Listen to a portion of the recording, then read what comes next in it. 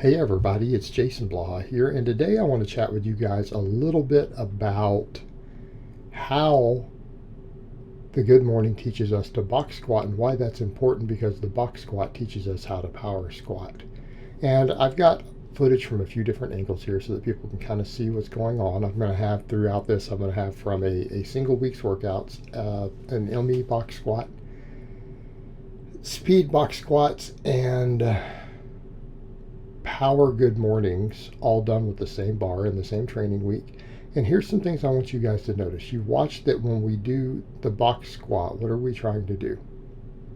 We're trying to sit way back while keeping our torso forward so that the bar stays mid-foot and our knees do not come forward. Now I want you guys to watch when I do these wide stance power good mornings. What's one of the things that you notice?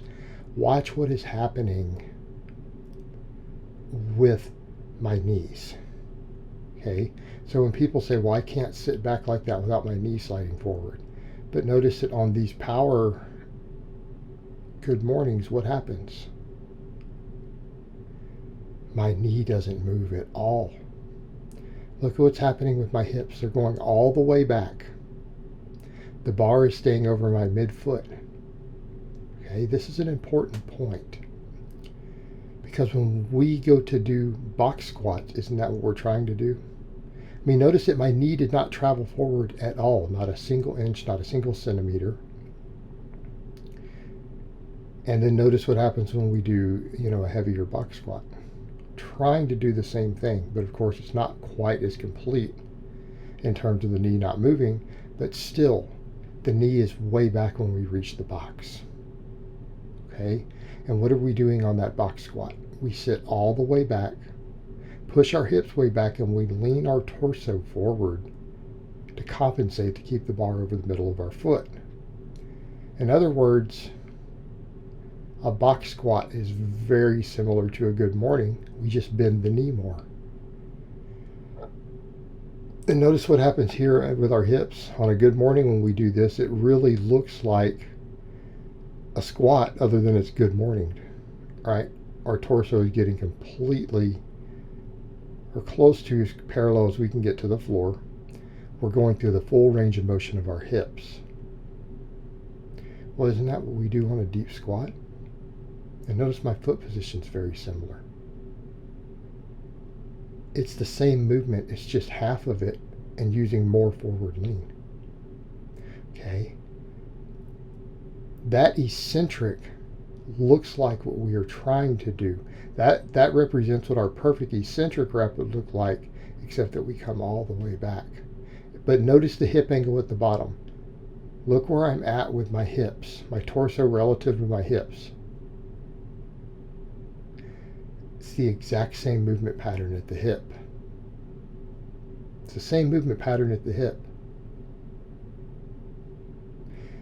And if we can learn to do that onto a box, that means that we can power squat on a back squat the same way. We can power squat the same way. We just pull the box out. We learn to sit back, take that wide stance, push the hips way back. Our torso leans forward. Because again, the bar has to stay over the middle of the foot. That's our center of gravity. And if you push your hips way back, you have to do that. Okay. Now, what do we see here with the good morning? It teaches us how to lean forward completely without fear. Right? We're not afraid. We can take pretty heavy weights. We can lean forward and do that. Now, what's the other thing that we have happen there? What happens if on a squat we get too much forward lean and we start to lose our groove? Like if it gets really heavy. If you're really strong at a good morning like that, you know how to push heavy weight from that position. And even on a squat that good mornings, you're never going to have your back quite at the same angles. So it teaches you to power your way back out of that if something goes wrong.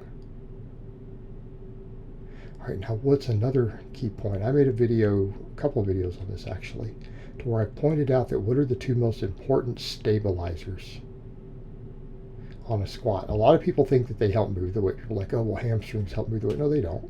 They're an important stabilizer that puts you into the perfect bar path. Well, what's the perfect bar path? hips way back, torso forward.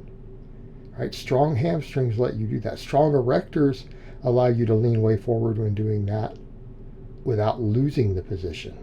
They're important stabilizers to go into a proper power squat. What's the good morning working?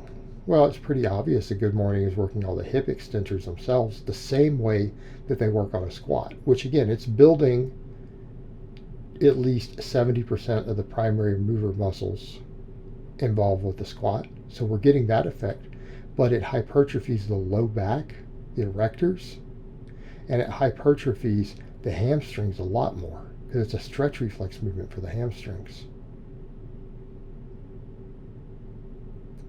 Right? Two of the most important stabilizers. They're getting a lot of hypertrophy. Right? So what is this doing for us?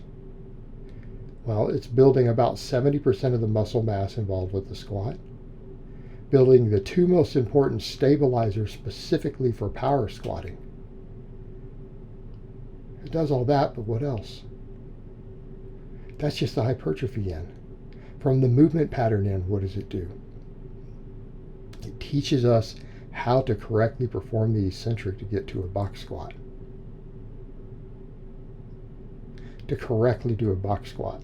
It will teach you to box squat without rocking the box better because we lean our torso forward while pushing the hips back. And look at what we do with those look at those eccentrics. Look at where we go. If we were to just sit down more, it would be a box squat. So it's teaching us to do the first half of the eccentric. What else does it teach us to do? When things get a little squirrely on a heavy squat and we start to lose that squat, it teaches us how to drive back out of that good morning. Okay? It teaches us how to drive back up out of that position. So it teaches us two separate movement patterns that are extremely valuable, one of them on the eccentric and the other on the concentric, for a power squat or for a box squat or for either one. And guys, remember the thing is, if you can master that box squat correctly, you'll be able to power squat big numbers. You will generally be able to take that box out from under you and go straight into a power squat and lift more weight than you did with the box. All right, this is one of the best tools that we have from both a hypertrophy and a movement pattern perspective for getting us to where we can do extremely heavy power squats. Right? And in this case, using the exact same stance so that we build the adductors and everything else. All right, guys, but that's really all I have to say on that today. I hope it's been informative, and I will talk to you guys next time.